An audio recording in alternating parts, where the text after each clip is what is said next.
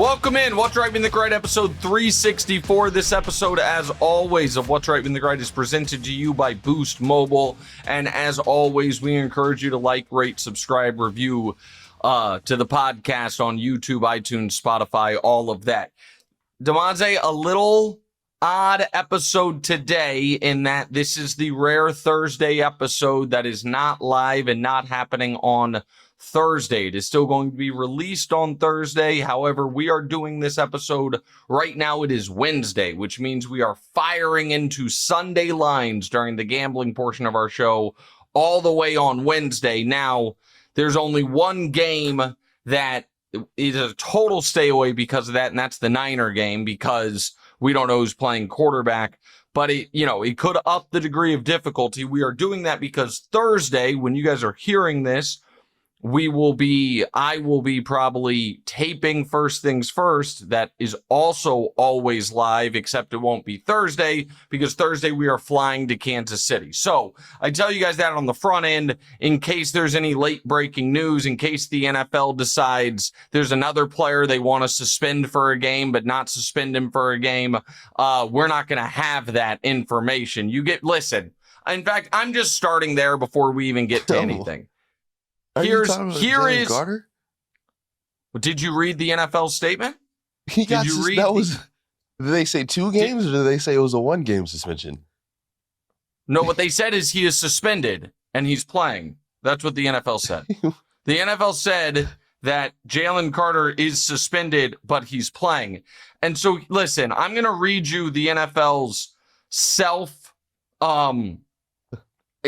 basically ludicrous statement, and then we will discuss it briefly before we get to the actual game. And by the way, I wasn't calling for Jalen Carter to be suspended, but this is an absolute farce what they wrote.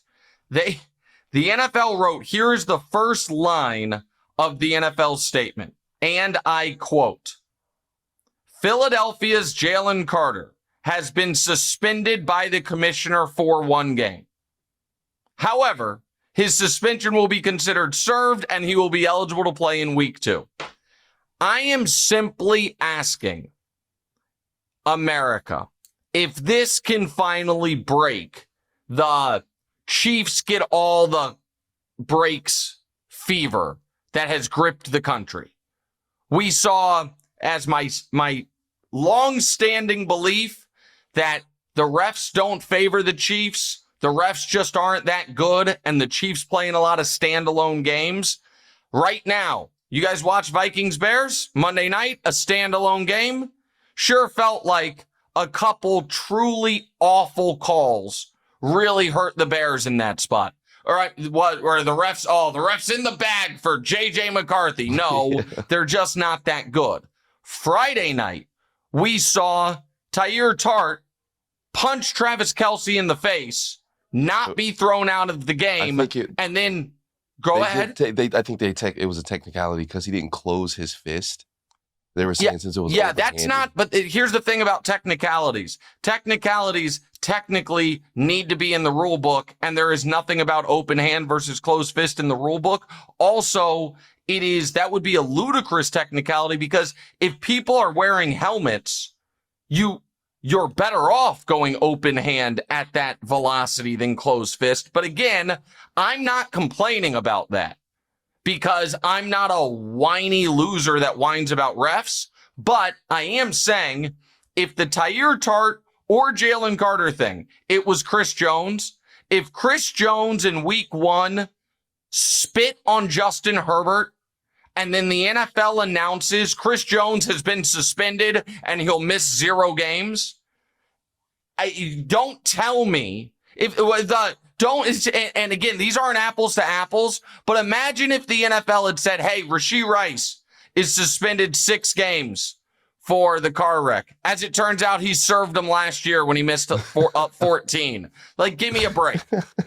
And it is the NFL is really trying to have its cake and eat it too with since he never played a down. I maybe Demonze can accept that if In fact, not maybe, I would accept it. If you got ejected from a game for something that happened pregame.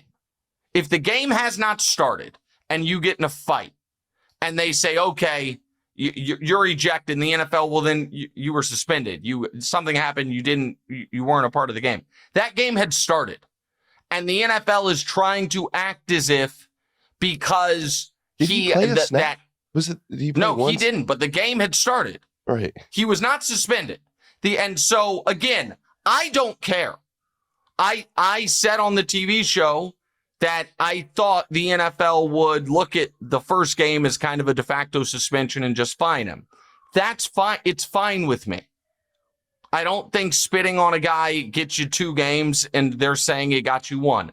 That is, honest to God, fine with me.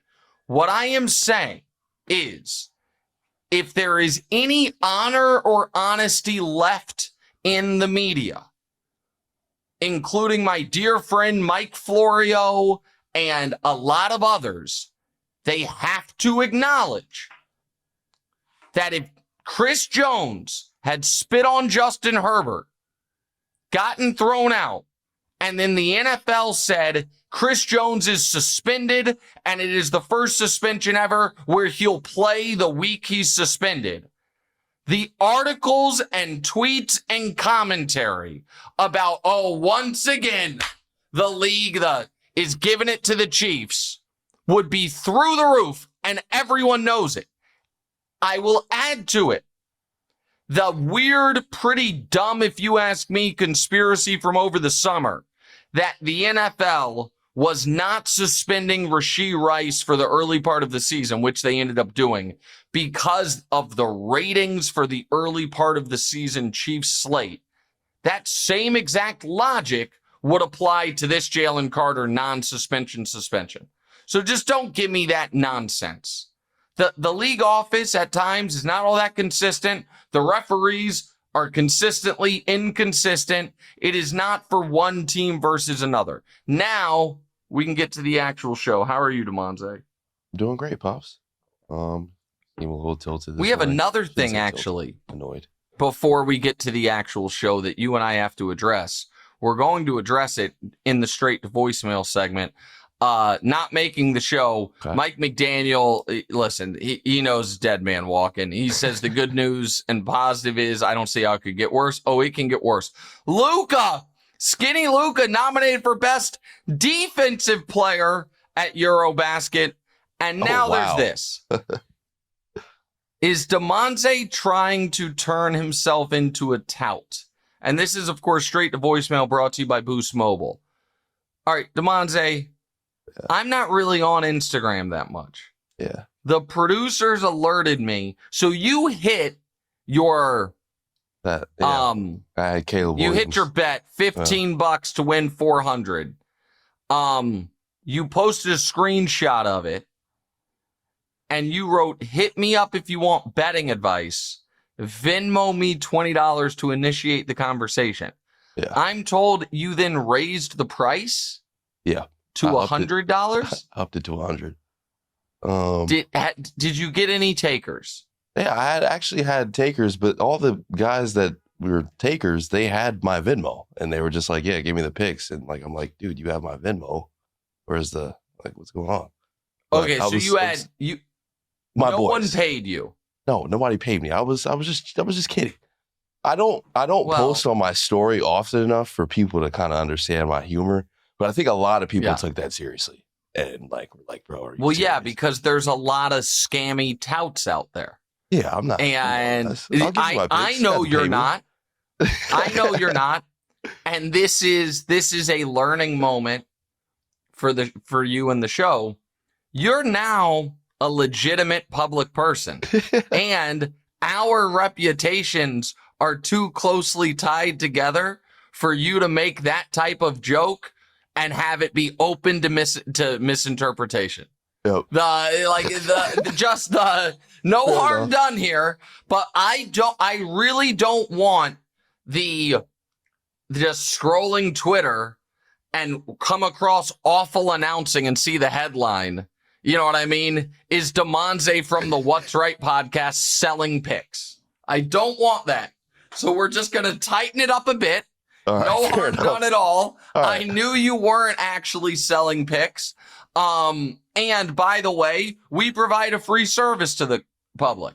100%. Like all we ask is for you to like, rate, subscribe, review. I actually sidebar real quick, and then we'll get into the meat of it. I had a business opportunity from I don't want to say the company because I just don't want to, where they wanted essentially, the idea behind it was, hey, have a community that gets exclusive access to your picks. They can track it with you, your bets, whatever, like a social network type thing. And I was like, yeah, I'm not opposed to that. And they're like, yeah, so, we would pay you money, to be a part of the team. But then also where the real money would come in is to be a part of your community. It would be like, $1 a month or $2 or $5 a month. I was like, hold on a second. You want me to charge people like to be able to see my picks early? They're like, yeah, well, that's how people make money on this thing. I was like, I got to tell you, I might, do something with you guys if you guys can set the entry fee to join my community at $0. Yeah. And they, by the way, they said to their credit, they said they would. It just didn't make sense for me to do it at the time. But I'm not and again, I'm giving you a hard time. I knew you were kidding. I do not like I totally understand the Patreon or Substack or model or whatever it is for a lot of things. And that makes a lot of sense.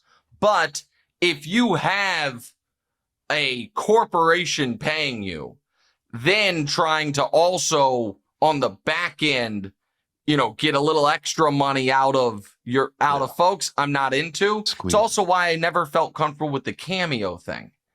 It's like I've sent out a few cameos.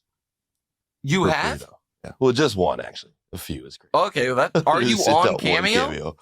I guess it wasn't really a cameo. I just took a video on Snapchat and sent it to him. And sent it to somebody because they asked you to? Yeah. You know what? Evan Harkness. Given everything I said, I still, though, you're in a different spot than me. I kind of like the idea of you having a Cameo account.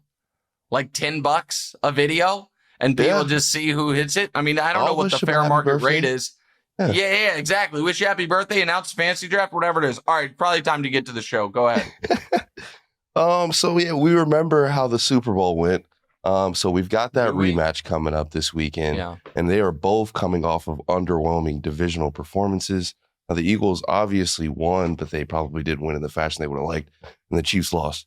How close to the Super Bowl? How close to the Super Bowl game do you think this will be? Oh, listen.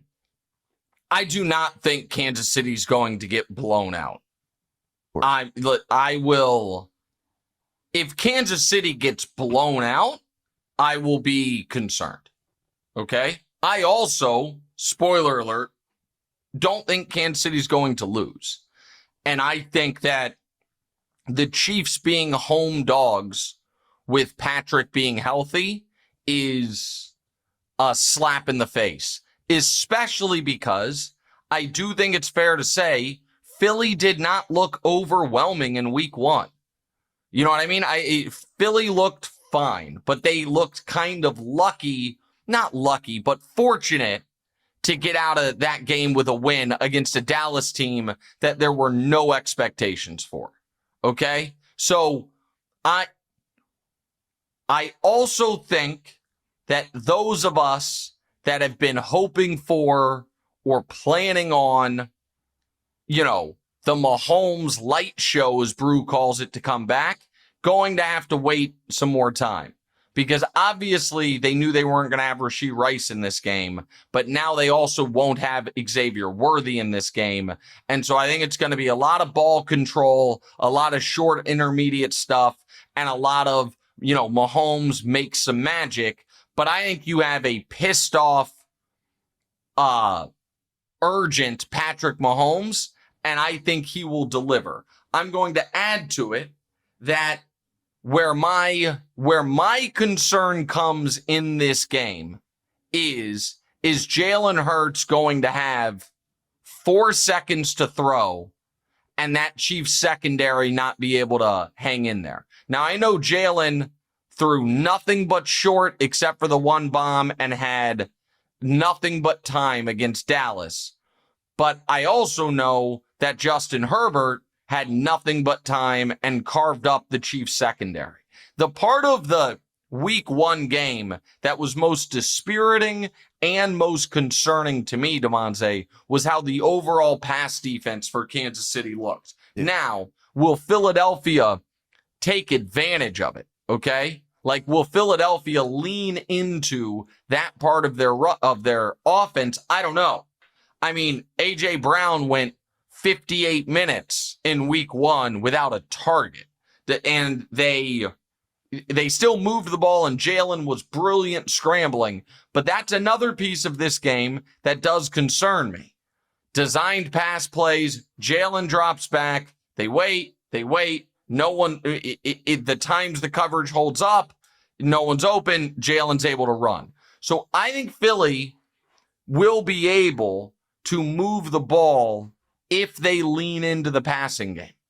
I think the Chiefs' run defense has been one of their underrated factors the last couple of years. And even in that Super Bowl, when the Chiefs got annihilated, the run defense was obviously really impactful.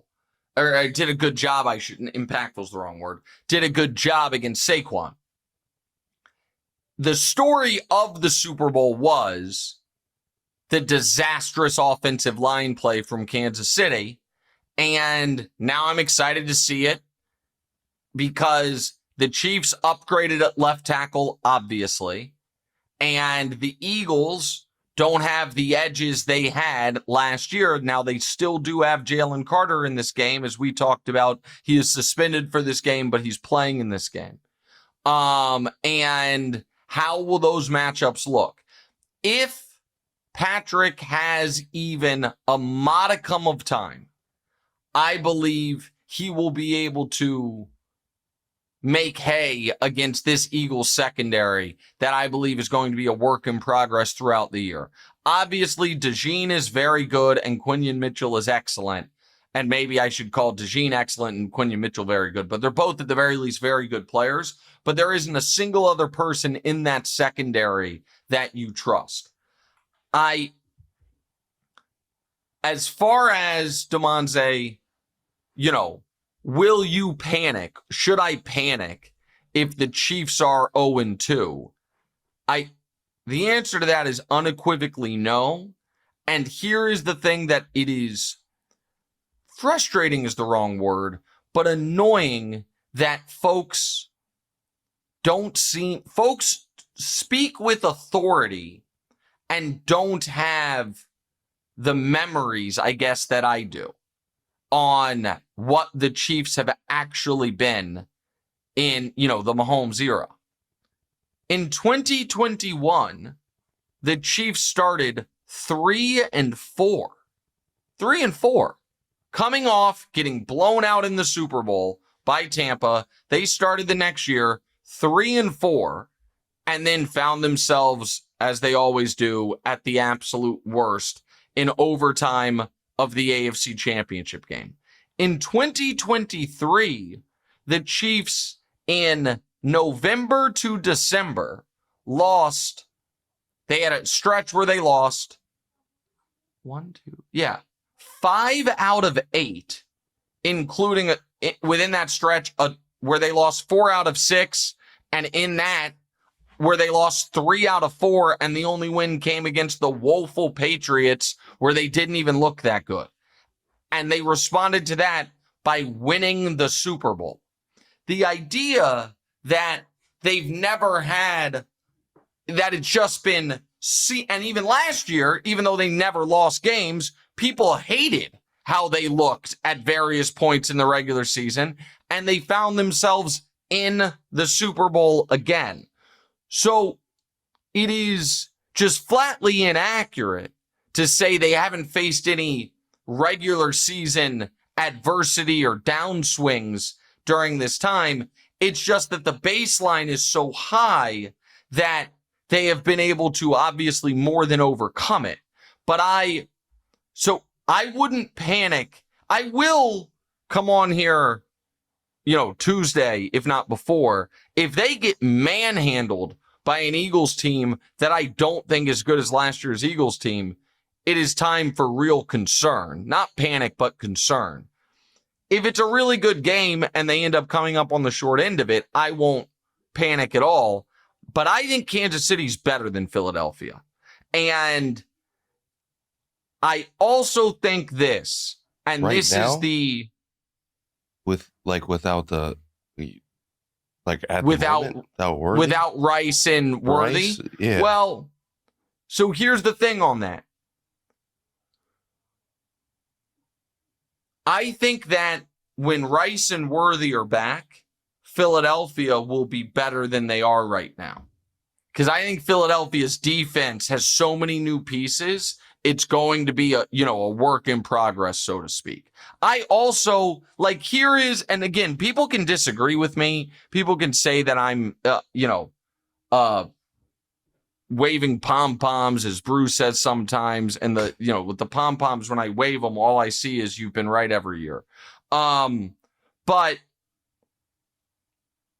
I firmly believe that given how Philadelphia played in week 1, that had they been playing the Chargers, they lose similar fashion the Chiefs do. And given how the Chiefs played in week 1, had they been playing the Cowboys and that defense, there's no concerns about the Chiefs offense right now. I don't think Philly or Kansas City should be happy at all about how week 1 went. Now, I know Philadelphia's 1-0 and Kansas City's 0-1, but it feels to me like both of those teams had to be pretty uneasy about their performances. The only thing Philadelphia, I thought, did really well in week 1 was Jalen. I thought Jalen's scrambles were just elite. You know what I mean? Jalen's ability to make something out of nothing was phenomenal. And the only thing the Chiefs did really well in week 1 was the Mahomes kind of magic broken play craziness. Nobody on the Chiefs or the Eagles outside of their quarterback should feel great about week 1. And so we'll see how they both respond. But to your point, DeMonze, about without Rice and Worthy for Kansas City, if Kansas City wins the game without Rice and Worthy, that is a shot in the arm. That's panic time for Eagles. Well, I listen, I think Philadelphia's got the infrastructure and the too much talent. I don't think there's not a lot of panic that should happen in week 2. If with that just being your top competition and they don't have 2 of their best offensive guys. So here's the thing though. This is for Philadelphia or Kansas City.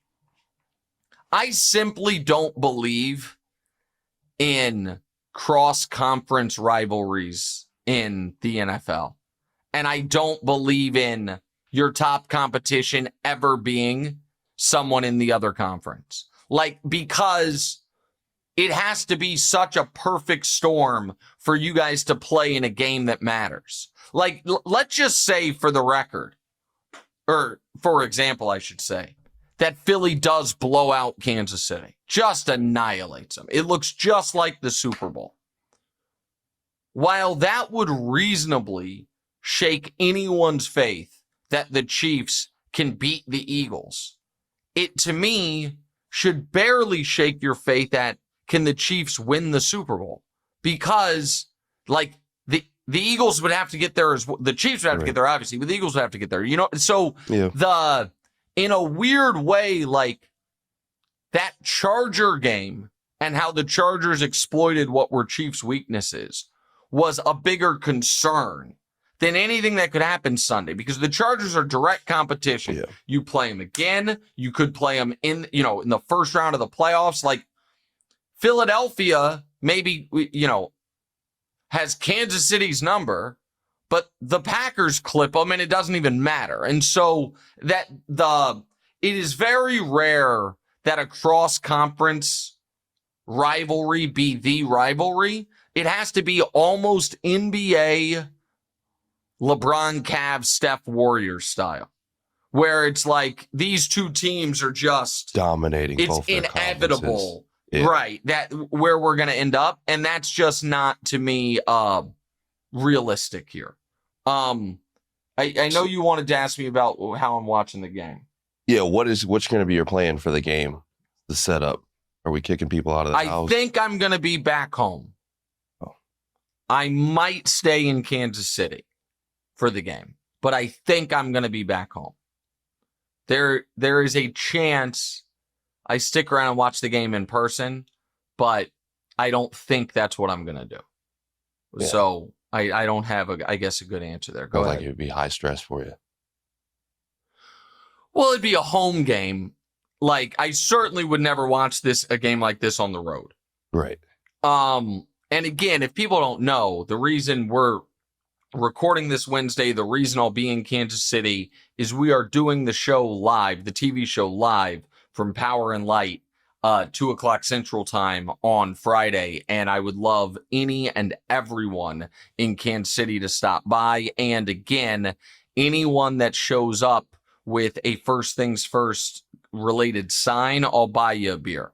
And so the logistics or legality of that, I don't really know, but I'm just going to come there with a pocket full of 20s and hand them out to people who have First Things First signs.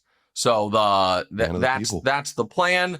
It'll be great. There is a level, it would seem like, of trepidation from some other folks of how big the crowd's going to be. I think the crowd's going to be pretty big. All right, we'll get to the other games of the weekend and our picks of the weekend. But first, reminder about our friends, our new presenting sponsor, Hard Rock Bet. Everybody knows and loves the Hard Rock hotels and casinos, and now you can use the top-rated Hard Rock Bet sportsbook to place your bets all NFL season and beyond. Hard Rock Bet is the only legal sportsbook in the state of Florida, the only one in Florida, and it's also available in Arizona, Ohio, New Jersey, Indiana, Tennessee, Virginia, Illinois, and Colorado, with more states launching all the time. You can also play on Hard Rock Bet's online casino if you are in New Jersey. Throughout the football season, we'll be using Hard Rock Bet lines to make our predictions for the biggest games. As we gear up for the NFL season, sign up for Hard Rock Bet. Make a $5 bet and you'll get $150 in bonus bets if you win. Head over to Hard Rock Bet and sign up to make your first deposit today. All right, DeMonze, let's get to Thursday night with a game tonight for the people listening to this. So Thursday night kicks off with Green Bay and Washington. So both these teams have very high expectations. Which of the teams do you think is more bound to live up to the hype? I got to tell you, I was really impressed by Green Bay in week 1. Really impressed. And what was your Super Bowl pick? Oh, I got to say, my Super Bowl pick on the AFC is the Ravens, but this game is deciding my NFC pick. Wow. Yeah. Wow. The winner of this game, I'm going with for the Super Bowl. Okay, so I couldn't remember. You didn't actually make. No, I didn't make like an exact. Yeah. No. Yeah, you picked the Ravens to win the Super Bowl and to win the AFC, obviously, but you didn't. That's what I couldn't remember. I was like, I don't know if you had one. The Packers are now in a spot where they don't need Jordan Love to be magical. Or, you know what I mean? They don't need Jordan Love to look like a top 5 quarterback for them to beat really good teams. They just need him to avoid the what are you doing, Jordan Love moments, which still pop up, from time to time, sometimes at inopportune times. But a lot of really smart people were really in on the Packers before the year. I wasn't before the Micah trade. I wasn't one of them. If you remember, I had him missing the playoffs, not having a bad year, but just being odd man out. And then they got Mike, and I said, okay, I'll put him in the playoffs. The people who were dead in on him were saying the only thing that is preventing me from saying they're going to go to the Super Bowl is it feels like they need one star, like A+ player, that they have a bunch of B+ players, need an A. And then they get Micah Parsons. And I think that team is incredibly dangerous. Now, I have a confession about Washington. Of all the games this past weekend, bottom 2 attention to a game was Washington against the Giants. Because it was just so, to me, it was so obvious they were in total control and that the Giants just had no ability to really move the ball, that I didn't ever really lock in on it, and I haven't rewatched. So that's just, I watch everything, but I'm not going to lie to you guys and tell you I've rewatched a game that I haven't rewatched or that I was totally dialed into every second of that game, because of the 2 New York teams, the game that ended up having my attention was the Steelers-Jets classic that I did not expect that we were going to get. What I do know is this, though, from just casually watching that game and then, looking at the numbers. If Washington has a legitimate non-Jayden Daniels run game with Jakrowski Merritt, whose name is Jacory, but do you know what he goes by, DeMonte? This is so good. Jakrowski? His first name is Jacory. His last name is Krosky Merritt. But so first name Jacory, call me Bill. That's true. He's like, yeah, I like everyone to call me Bill. His name is Jacory, and he goes by Bill. So you know what? More power to you, kid. Yeah, don't.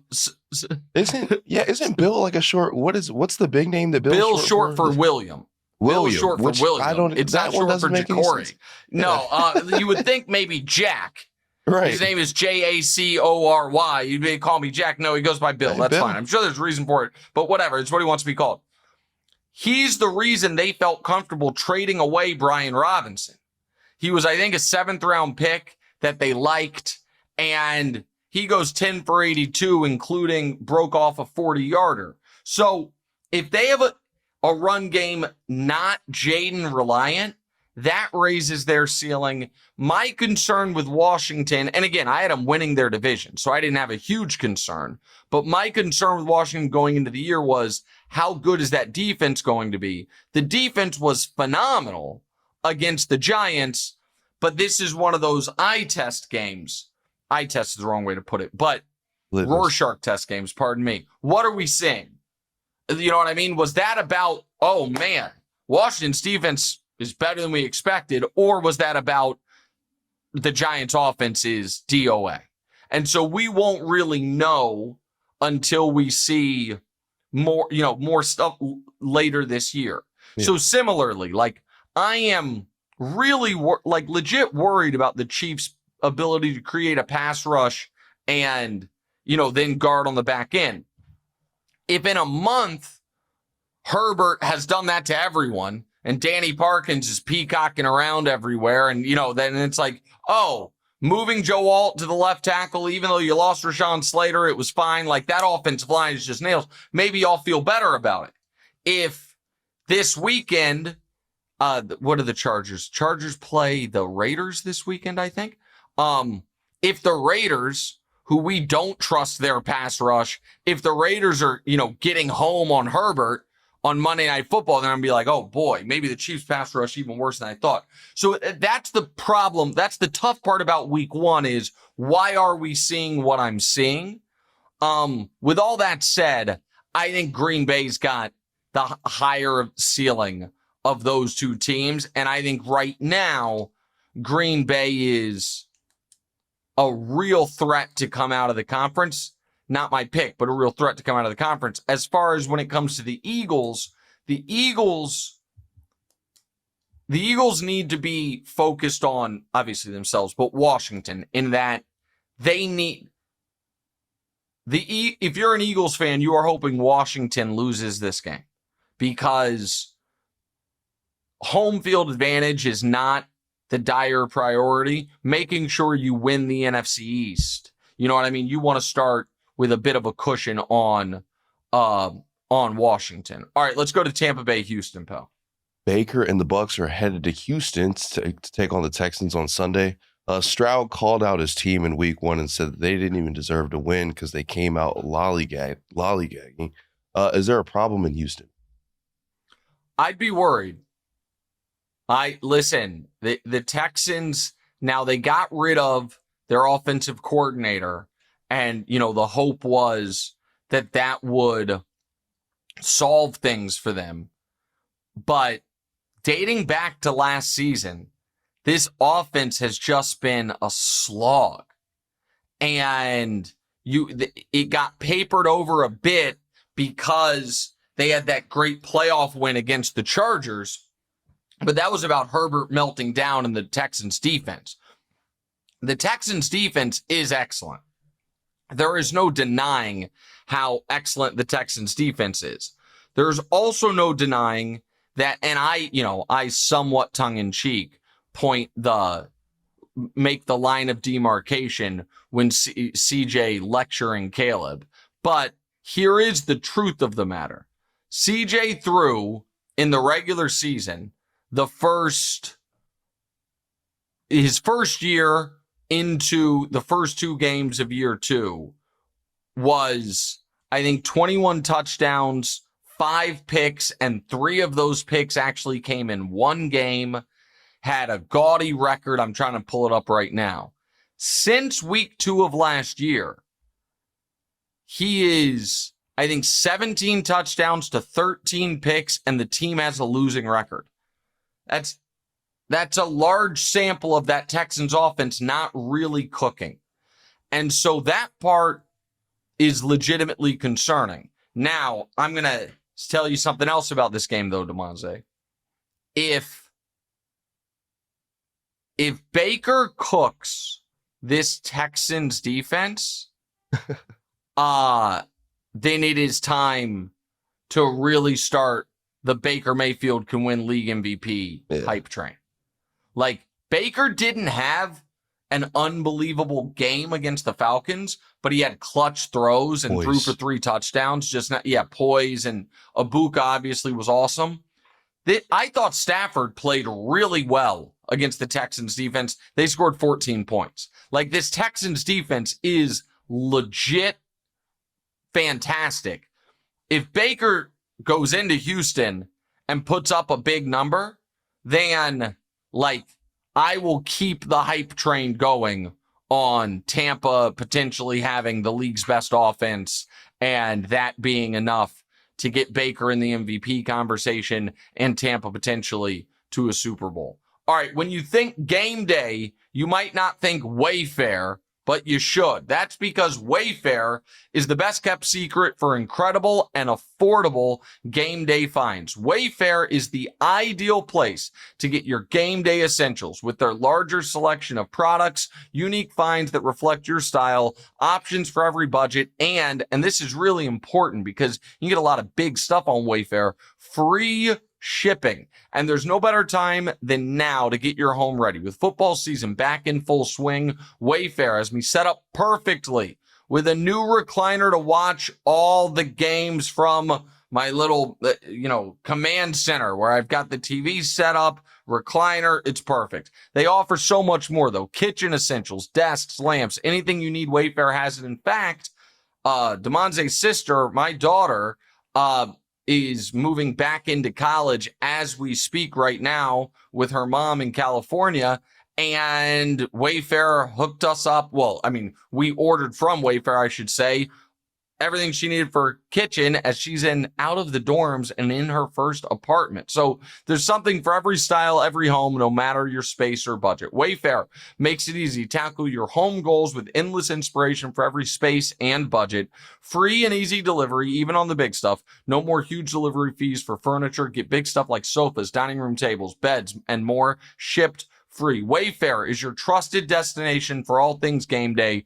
Coolers, grills, recliners, slow cookers, whatever you need. Shop, save, and score today at wayfair.com. That's Wayfair.com.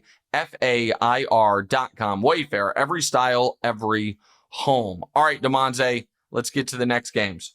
All right, so these two teams didn't start the season how they'd like, with Cincinnati coming off that 1-point win against the Browns and the Ravens coming off of just throwing the game. In week 2, they've got an easy one, but just like last year, they lost to Vegas and one that you wouldn't have expected them to. Yep. So which one of these fan bases do you think should be more worried going into week 2? The Bengals. Listen, the Ravens looked for 55 minutes like the best team of the weekend by a mile. And we're now saying the Ravens defense, we have a lot of concerns about. When it looked like they were going to allow 25 points to Josh Allen and the Bills, that's fine. There's no shame in allowing 25 points to the Bills with Josh Allen firing on all cylinders. And the offense looked absolutely unstoppable.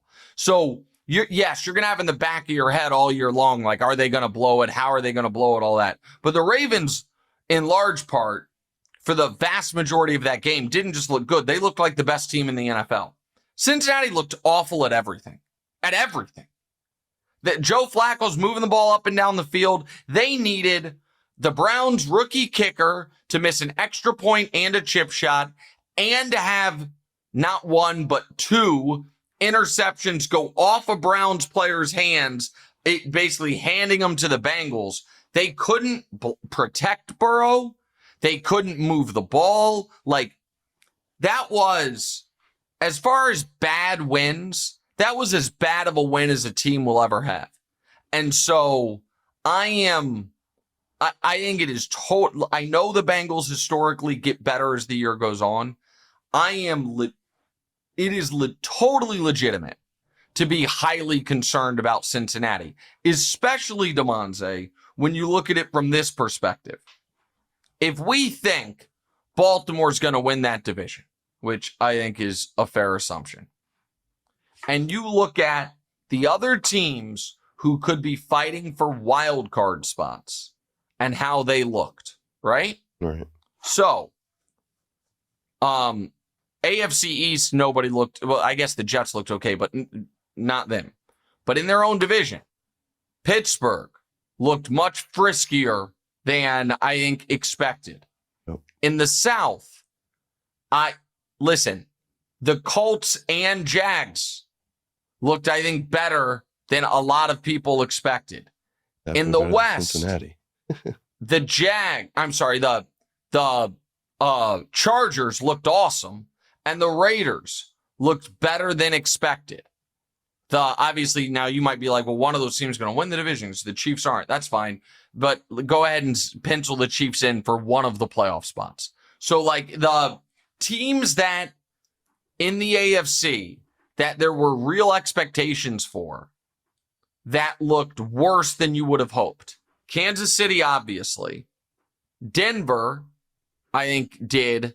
And the Patriots. Nobody else. And so, yeah, I'd be worried if I were Cincinnati. Legitimately worried if I were Cincinnati. All right, what are the follow-ups here? On Tuesday, you wrote off Bryce Young and we're starting to waver on Caleb. Why is your faith still on Trevor? Okay. To be clear, I did not write off Bryce Young on Tuesday. I wrote off Bryce Young years ago. I wrote off Bryce Young probably when he showed up to the combine 5'9", $170. It's like, okay, that's not gonna work. I did say I thought he played impossibly bad this past weekend. And he's a nice kid. You feel bad, but it just is what it is. Trevor showed you who he could be in year 2 with a mediocre roster. When, again, I'm the only person that cares about this, was 7th in the MVP voting, had a crazy playoff comeback, and then lost to the Chiefs in Arrowhead. There's no shame in any of that. And then the next year, that same mediocre Jags roster was 8-3 to start the year. And then he got hurt, and the season went to hell, and last year was an awful year. There is proof of concept with Trevor. There was obviously never with Bryce. And with Caleb, we just haven't seen enough yet. And so that's why. And I'm going to listen, it's going to be vindicated. It's just my Trevor faith is going to be vindicated. Okay. All right, let's get to the Niners real quick. So the Niners have some injuries in some key spots with Brock Purdy. We don't know what's going on with him. Juwan Jennings is a little banged up. Kittle's out for at least 4 weeks. But they have the Saints this week. So do you think with their easy schedule that they'll be able to withstand the early injuries? No. Because here's the thing. At some point, your easy schedule flips to you play a bunch of bad teams that look at you and they're like, we can beat them. Like you're the team, like you become the easy part of someone else's schedule. And while I don't think that's the case for the Saints, that their next handful of games, given their injuries, particularly, listen, I'm no Brock Purdy guy, but he's better than Mac Jones. Particularly if Brock misses time, the Cardinals are right there with them. Then they play the Jags, who are better than them. Then they play the Rams, who are better than them. Then they play the Bucs, who are much better than them. Then they play the Falcons, who might be better than them. And then they play the Texans, who should be better than them. So, like, I understand everyone's like, oh, my God, the Niners, and it will all season. And now, after that, Giants, Rams again, Cardinals again, Panthers, Browns, Titans. There you go. Like, so that, and then Colts, who we all thought was going to be terrible, or at least I did, and then Bears, Seahawks. But I just, the entire plane can't be built out of we play a soft schedule, especially because we don't know. We think we know which teams are going to be good or bad, but teams will surprise you. And I don't know how the Niners, like, at some point we've got to have a long talk about their strength and conditioning team. Like, you can't just always have this many soft tissue injuries. They play like hard. The Purdy thing's different, but that doesn't, playing hard is not a hamstring, groin, calf. But one of the things is, we were worried, is Christian McCaffrey going to play? Like, how concerned are we? And then Kyle Shanahan's like 31 touches. Like, Christian, do everything we can. I mean, it's just unbelievable. And so, he was one of the only really effective Niners in that game. Go ahead. Oh, okay. They put in the question, who has the worst injury luck, you think, over the league? The Chargers historically have dealt with some really bad ones, but the Niners, as a team that's a real Super Bowl contender, has just year after year after year had a lot of injuries. Some of it's their style of play, but it can't all be just that. The Niners also had one of their most important players during a Super Bowl pop his Achilles just coming onto the field. Like, that's sickening. And so, like, that is so crazy that happened. Like, not even during the play. Bad luck. Yeah. Bad luck, man. All right. Ever sign up for a phone plan thinking, wow, amazing price. And a few months later, surprise, your bill's higher.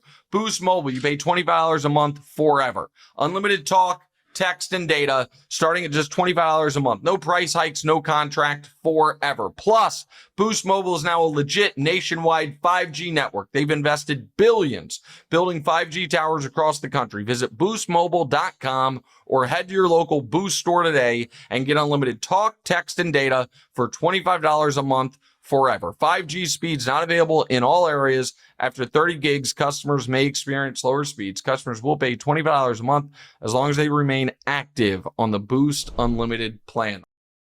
All right. Also, be on the lookout. Bonus episode late Thursday or early Friday. Nick Schulman, the GOAT, coming back to preview Canelo Crawford. So an extra episode. Hope to see everyone in Kansas City on Friday if you're around for the live taping of First Things First.